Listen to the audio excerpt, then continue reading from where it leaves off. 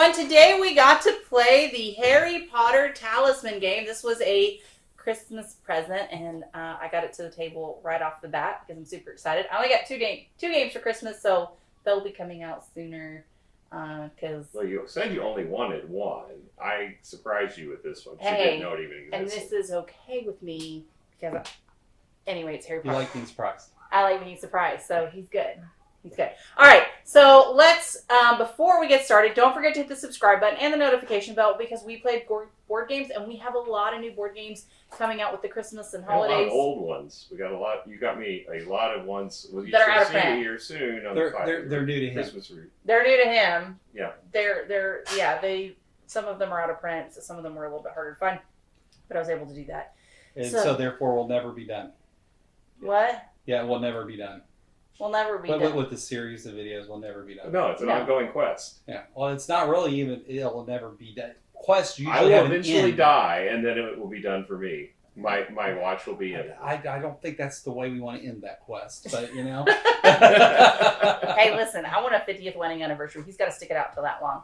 Robert, tell us more about this particular game here. So this is a brand new release. Came out this year in 2021. It's a USA Opoly game, or the Op. They're pretty good about not giving us a whole lot of information as far as the designers and art. So there's we have no listing of who designed it or who did the artwork. That's sad. Yeah, but this is based off of Talisman, which is quite of an old game, originally made by Robert Harris. This one is based off the 4th edition version of Talisman. It does MSRP at $59.99. Card House has got it at $53.99. I didn't see any cheaper than $53.99. And also, because we don't know art or any of that, we also don't know even what a ranking is. So there's nothing on Board Game Geek on how well it's ranked. But it might be just too new. There might not just be a whole lot of people playing this yet. Yeah. Ranking it. Well, I mean, we did get to play it, so that's fantastic. All right, so let's talk quality pieces. I did really like some of the miniatures that they did. I did think some of them were a little small. The faces were kind of not very clear, but overall, I think for an op game, the miniatures are pretty good. Yeah, I mean, I think you knew who everyone was. I didn't have to look up at the cards to see what the options were. All of them in that instance. If you know Harry Potter characters, you know who everyone is. That's true. Didn't know half the characters were. Well, it's not my fault that you were not well schooled. All right, and then the cards do have a linen finish. I do think they're nice. A little bit, but it's more than anything. I like how thick they are. They are really good thickness, so I think overall that turned out well. I think the dials for the different stats that you end up doing, I think those were fine. They were a little loose. They weren't horrible, but they did turn a little easily if you bumped There were them. some where you really couldn't get tight because you just couldn't do it. So some were looser than others. And I agree with that. I wish they were all equally able to be as tight as some of the more tighter ones, yeah. And then you've got some cardboard chits, which that was kind of a letdown. You have these fate tokens, which are just little crystal balls. I didn't understand that for fate, really. I guess deviation, but that goes to more theme. And then you've got the Green Gots tokens. They only have the galleons. They don't have any of the smaller quantities. I'm a little surprised, too, for the price range. I mean, it's this isn't a cheap game. No. Well, but there are lots of bits. Well, I don't think there's lots of bits. There's lots of cards. Yeah, there are a lot. There's not really a whole lot of bits. But, I mean, I think that for that kind of price, probably a chunk of it's going for the IP. Yeah. So you're probably paying as much for the IP as you are for the game itself. So that's probably why the bits aren't as nice as they could be. But still, for $50 to $55 that you're spending on, I would have hoped that at least you get some nicer cardboard bits, not what we got. Well, I mean, I'll be honest, though, but I could probably go to upgrade these fairly quickly. Yeah, you probably could. So, I mean, there are galleons. There are galleon replicas. I can 3D print some. Yeah, I think their money went on the miniatures and for the IP. And I think that's true. I mean, and the card quality's okay. So, I mean, overall, I do think there are some nicer pieces. I don't think all of them are quite up that high. So I think I'm going to give this probably a 7. What are your guys' thoughts? I like the dice a lot. I like the marbled look of them. Yeah, the dice Those are nice. Yeah, I can see giving it a 7. I don't think I'd go any higher than that. It's a bare bones 7 for me. That's where I was like, it's a bare bones 7. Like it just hit 7 for me. I guess you could twist my arm a little bit to get to a 7 because I do like the miniatures. I think they're pretty good. But it's a tough sell. So yeah, I'm grudgingly giving it a 7. Yeah. All right. So let's talk about theme. This theme made me so excited. Harry Potter is a love for me. Like, I absolutely love it. We have a living room themed in Harry Potter. For Christmas, I got Harry Potter pajamas, and I was super excited about that. Ravenclaw pajamas specifically. So the theme is something I love. And I think they did well. Now, I will say that the characters they chose were a little odd. Yes, you have Harry. Yes, you have Dumbledore and Professor McGonagall, but everyone else was kind of off character. I mean, I like having you didn't Hagrid. have Ron. You didn't have They were in Hermione. the supporting characters in the cards, though. Yeah, I mean, that's true. There were some followers that had them. I think the bad guys are good choices. It made sense to have Peter Lucius. Pettigrew in here. Well, yeah, but Lucius and I was fine with Lucius. I was fine with Draco. Even Beatrix Lestrange. yeah, I mean that makes sense to me. But Peter Pettigrew, I was like, what? Right. That one true. felt a little random to me. And then with the heroes, I mean, I guess I guess when you play Harry Potter games, you think more of playing as students. You don't play as the teachers. teachers. And in this parents. case, you did play more of the adult Yeah, figures. it feels very much time frame like between part 1 and part 2 of Deathly Hallows. Yes, So that's the time frame I think that you're playing in. I agree with that. That's where it feels. And of course, there's Lord Voldemort also in the center of no one gets to play that character, but he is there. But if you've played Talisman before, the expansion that included death, he in essence is death in that game as far as his figure goes. Yeah. So it's kind of like you got your own built-in expansion. They took that and added it into the game. Talisman, I gotta admit, the game Talisman is a guilty pleasure of mine. Mm-hmm. It's a game. It's super long. It's completely random, but I love exploring and getting different cards and seeing what I get when I draw. Yeah. Although I do not like being turned into a toad, or in this case, a ferret in this game. Well, I mean, but coming back to theme. Yeah. I mean, knowing the Harry Potter theme as well as I did, they did a really good job in the fact that things made sense. The reason why I will, and this may go somewhere else, but there were some clerical errors in the we'll cards. talk about that when we get to rules. Yeah. So, but other than that, I really like the theme. I'm super happy with the way they did that. Like I said, the player choices were a little bit off. I do like the fact that there were Death Eaters, and then there were, so you get to play the villains if you want to play the villains. For those Slytherins out there, I guess. So for me, I love it, so I'm going to give it 10. But understand, Really? Listen, I love me some Harry Potter. I do too. I love think Harry Potter. Did it well. I'm actually rewatching the movies now, but this is the reason why I'm not a 10. I think the artwork on most of the cards are really well done because it's like pencil drawn with watercolor, and so that part is really nice. The artwork on the board is horrible.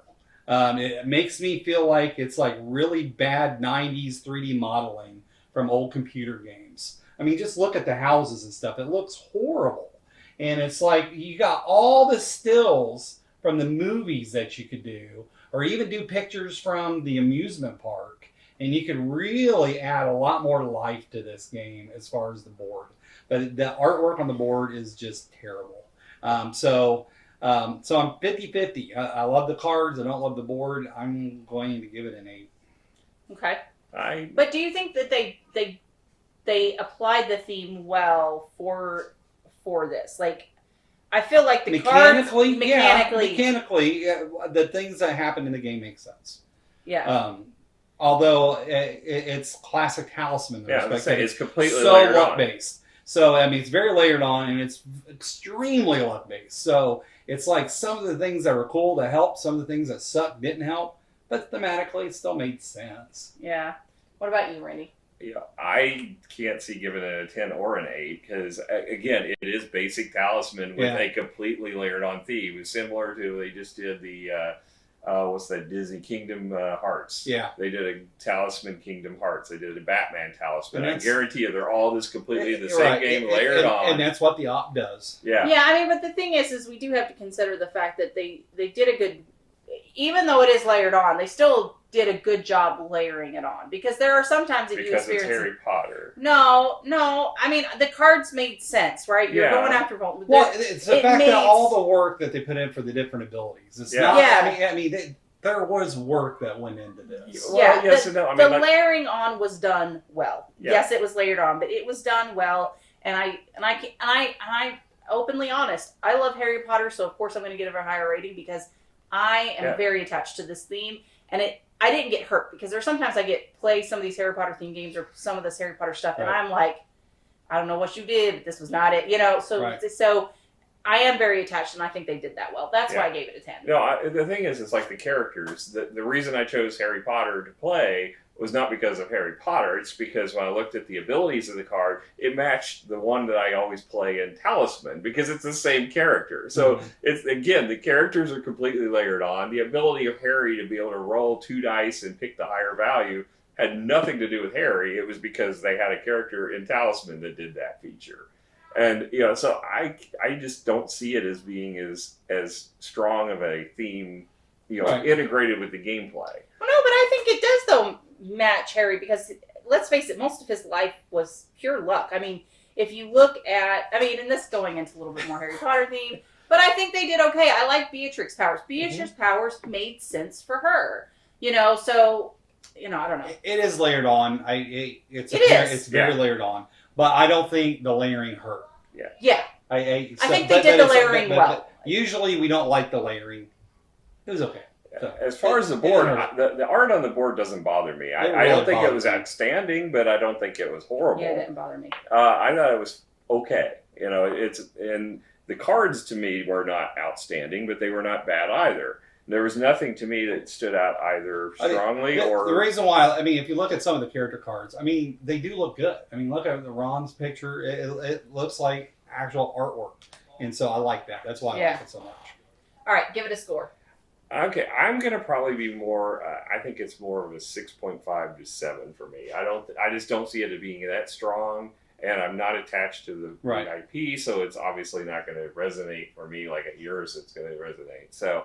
Yeah, and maybe that's why I give it an 8, because I do like the theme a little bit more than you and a little bit more familiar with it. And you may be the honest one where you like it, but you don't love it like me, so you might be right there.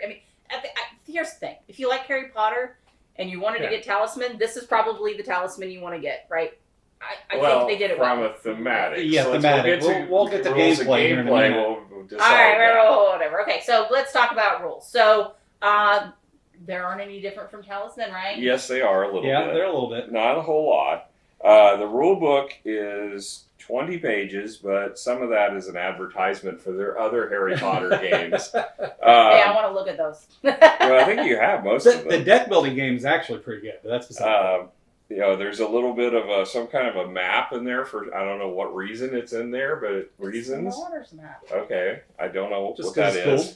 But it has nothing to do with the gameplay. So it's actually, when you look down to it, 15 pages of rules, and some of that's cover. And so some of the illustrations. Yeah, a lot. So it sounds like the illustrations though were really good. It was fine. The problem is that 1, there's no cheat cards whatsoever.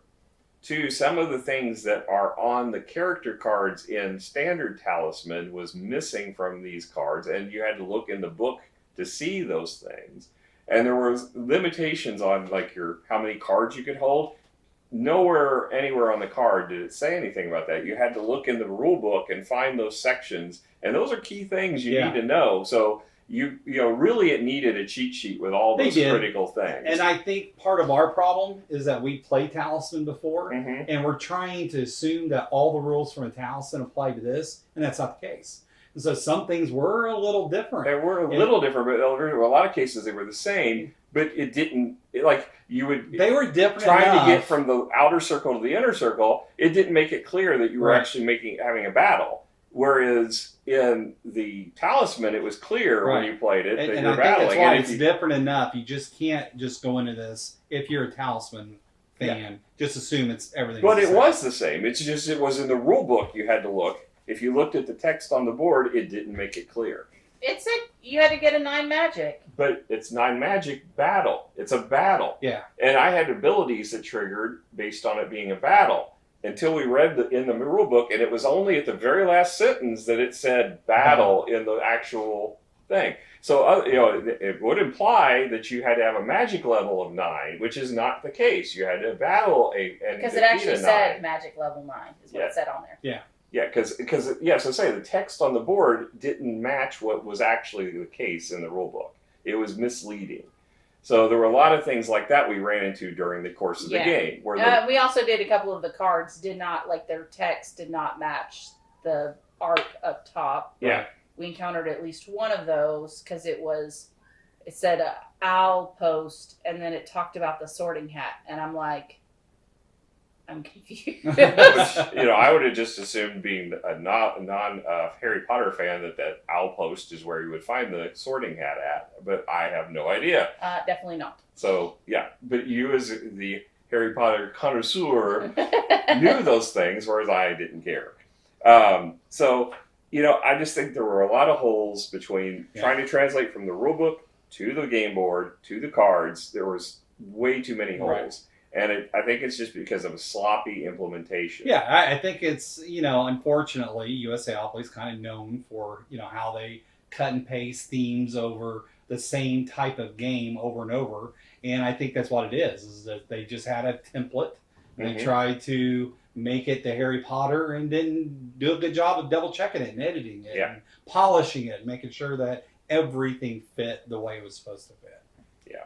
So, You're making me sad about this game, Dad. Well, no, because I still had fun with it. But it's a matter of whether you love the theme. Yeah. And, but as far as the rule book, I'm not going to give it any more than a 6. I'll give it a 6. That's the most generous that I can be with it. I'm surprised because I didn't think it was any better than the Catan rule book. So. Yeah, I think I'm being nice because she's sad. And that's generous. And it's Christmas. So. Yeah. All right, so now let's talk about gameplay. So gameplay, though, is very much like Talisman from what I understand. The fact that you have starting stats, which in this case is magic, might, and life. Life obviously being your health score, and you have those starting abilities. You roll a dice 3, and you can either choose to go left 3 or right 3. So you can, base on what spaces are available, that you can do those action on. And those actions can range from drawing an adventure card, drawing a fate token, rolling a die, and that die determining what goes on at that location. For example, in Azkaban, you may end up fighting a Dementor, where in Green Dots, you might free a dragon. But some of these adventure cards that you can end up changing the space permanently to add what they call observers, which changes that space tile. So some of the things is like you see, like Dumbledore. Dumbledore's is a really nice one. Yeah. So it's got a range where you roll the die, and so, this one you spend a galleon to either get fate or increase your might ability, or spend 2 galleons, again, 2 fate or magic. Right. So it permanently affects your stats, which is really nice, but some of them is a roll of a die. Yeah. When we say galleon, that's what their translation of money is, if you're not familiar with the terminology. Yeah, so there's different things that along this, so those spaces permanently change, and obviously you're trying to work your way towards the middle, and in that process, you're going to be gaining item cards that let you modify the rules. It will be gaining you followers that let you modify the rules, gaining spells that allow you to do an extra action during your turn that gives you a special ability of some sort, being flip the advantage token or things like that. And so the advantage token, while we're talking about it, so it depends on who's winning the war. So if the Phoenix is winning the war, the Phoenix players get a +1 to attack, and the Death Eaters get a -1 to attack. So that's kind of sad. If you're attacking the character. Yeah, if you're attacking the character. Now, however, that advantage goes to the flip side if the Death Eaters are winning the war. Now, this token gets flipped either by spells, by events, by a bunch of different things. So this can actually be very helpful or hurtful. In fact, I lost 2 challenges because it was on the wrong side, and I was very mopey about it. Not really, but it was there.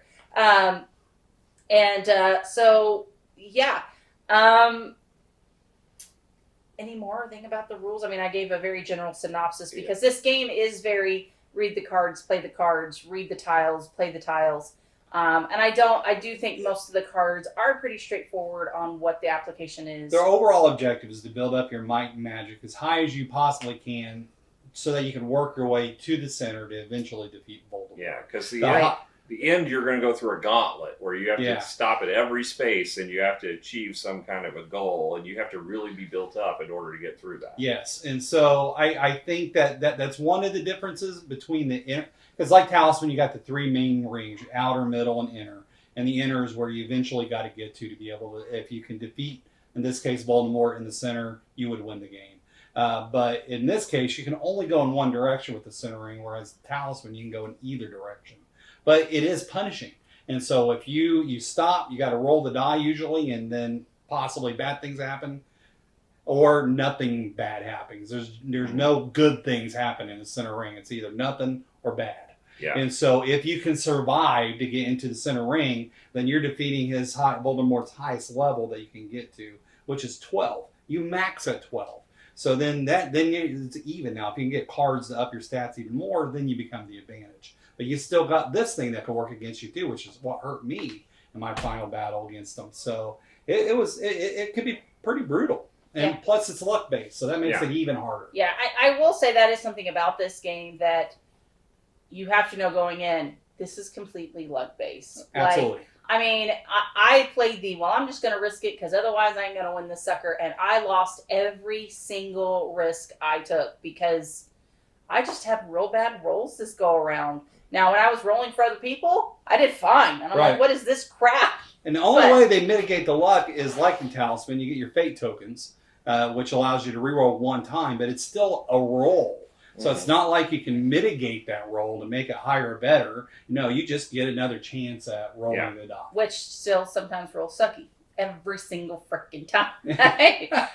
So you do know that going in, this is not a strategy-based game at all, okay? This is a kind of random roll. Hope you get some good luck this go around and tackle through it. And I think that's fine as long as you know that going in. Yeah, but if the luck works in your favor, it feels pretty good. It does. Yeah. If the luck rolls, on it. Yeah. If it don't, and honestly, like halfway through the game, I ain't gonna win this. I'm just attacking other people. And I was Death Eater. That's totally acceptable. I feel like I was Beatrix Lestrange. I'm like, she's randomly attacking people because I ain't winning. I can't think of anything else to add to the game. Well, no, I think you're either going to play this because you're a huge Harry Potter fan and you want to play a light luck based game, or if you're a Talisman fan and you may like Harry something Potter a little different and you want to give it a try.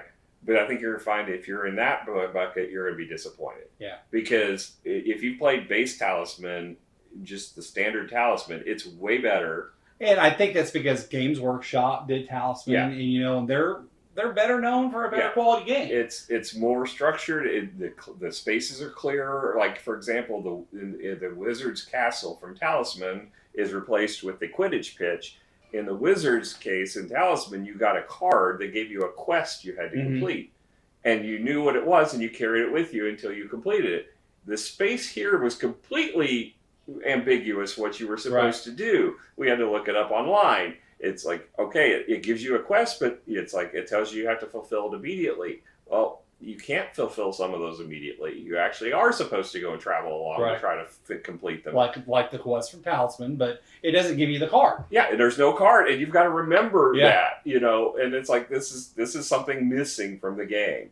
And that was just one of the basic things. The bigger issues is the main things with Talisman is you can add to it. Mm-hmm. So the Talisman, this game's already huge, but there's so many expansions for that game that you can make this be like our pool table size. Yep. And we played an amazing game of it. And it's just fun to go around collecting all this stuff. And there's so many things you can add into the game, but you're not going to get that with this. It's a one and done box. You're most likely they're not going to add expansions to it. Probably not. So, knowing you're going in, you're getting a bare bones version of Talisman, but it's a Harry Potter themed one. So if you love Harry Potter, there you go. Which I do. Yeah. Yeah. So, it's a very niche game. Yeah. It's, again, this whole Hasbro approach, in this case, OP approach, of theming a game over and over and over again to appeal to masses that like those different themes. Yeah. I am really Or the collector. Yeah, I'm really sad, though, because when we talk about Harry Potter themed games, there's not a lot to be offered. I mean, you've got the deck builder, but the deck builder is so light. Yes, and it's another OP game. Well, it is, I think, but it gets good when you're at year 6 and 7. It's not that light of a game anymore. well, we made it pretty far in, and Yeah, we were bored out of our skulls on that one. I liked it at the end of the game, but well, it's still a light game. I think we ended around year 7, maybe 6. So it could possibly be that we need to push a little bit harder on that one. But at the end of the day, when you talk about Harry Potter games, I've been really disappointed. They had the Harry Potter miniature game, disastrous. Oh, okay, yeah. We don't talk about that. We don't talk about that one at all. That was awful. And we went all in on that, and I was really disappointed. I remember on how that one worked out. You have the deck builder, which is super light. Then Codenames, which I still can't get anyone to play with because you do have to have knowledge of the game. And she knows everything. But I'm saying you have to play with somebody that knows the terminology of the game. So I haven't got to play Codenames yet, and it is 2-player. I would love to finally get that one out, so I can't really rate that. But all the other ones I've seen are kind of ho-hum. It's a ho-hum, and I really want to get something good. I will say this is probably the best Harry Potter game I've played, but that doesn't say much because the other ones are just so ho-hum. Ho-hum. So, with that being said, let's give it a score, guys. What's your overall score? No, I'm going last. I ain't doing it. So, no, I did with the 10 and the theme, and y'all criticized me the whole entire time, so y'all get to go first. That way I can end it as soon as I give my score. Given the fact that Talisman is a pure game of luck, and if you go in knowing that, you got if you have that expectation, you know what you're getting. I can't go high on this because it's not as good as Talisman. If I'm trying to be fair with the game and neutral, it's not as good as base Talisman.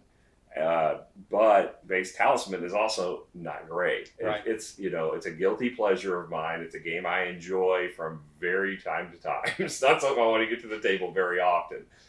I'll give this a 5.5. That's about where I am. I think Talisman by itself, I probably would give a 6 to 0.5. I think I'm on the same wavelength as that. I don't think I can go higher than 5.5 myself.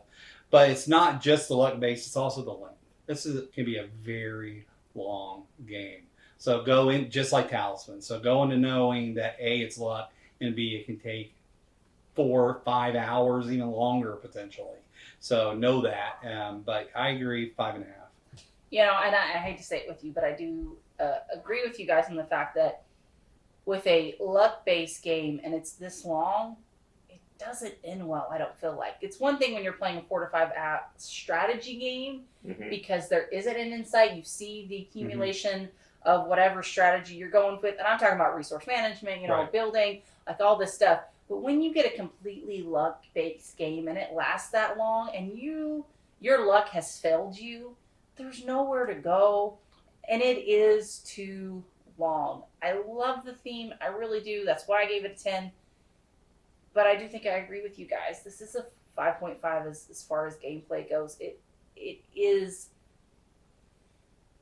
long. It's long. It is long for what it is. Yeah. If it was a shorter version of this, I could see that going off really, really well. Or if there was a little more structure in the fact that it's not so luck-based maybe, but it's very luck-based. And this length is just too long for this kind of luck.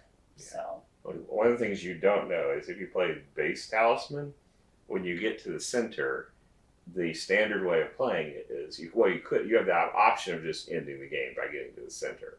But there are cards that they have that you reach when you get in there, and each expansion added more cards, and you shuffle them, and you don't know what you're going to face when you get in there. And one of those cards is you lose the game. Yeah. You get all the way in there, you automatically lose. spend 4 hours getting to the middle, and you put the card in, you lost the game. And I would cuss, and I would flip the table. But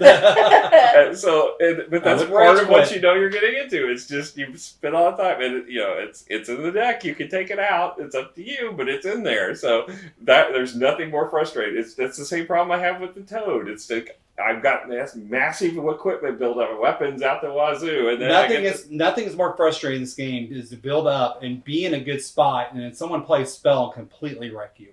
Yeah. I mean, it just completely wrecks your game. And so then you either have to start over or you just, I'm done, just quit. Well, but the problem is like, it's not even like, okay, something crappy happened to me. All right, I can do these things to build back up. No, because it's so freaking luck based. You can just get royally screwed.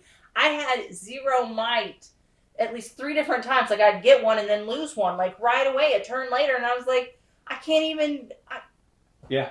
It's frustrating. At the end of the game, I ended up with 2 might. That's freaking ridiculous. You know, and so that I think for me that is kind of frustrating. So I think I agree with this at 5.5. I will say though, I still enjoyed it mainly because of the theme. I really do like the theme. It's I like playing it the one time. I don't know if I can say I would be super stoked to get it out again. There's so few Harry Potter games, guys. It's not fair. I will play it with you from time to time. If Miranda does that, I would play it. Well, and then we would play Alien again. That ain't worth it. That That ain't worth it. I just really wish there would be a good game developer that would do something with Harry Potter and do it well. Yeah. And that's, I think there's plenty of avenue for this, but as they keep coming out with Harry Potter games and not fulfilling that need to get a good game in, it's just very disappointing. And there's so much you could do with this genre. Yep. And I'm just disappointed that they didn't do that. So, all right, guys. Well, thank you so much for joining us. We had a great time today experiencing Harry Potter Talisman, and hopefully you'll come back and join us again. We'll catch you guys later. Bye. Bye.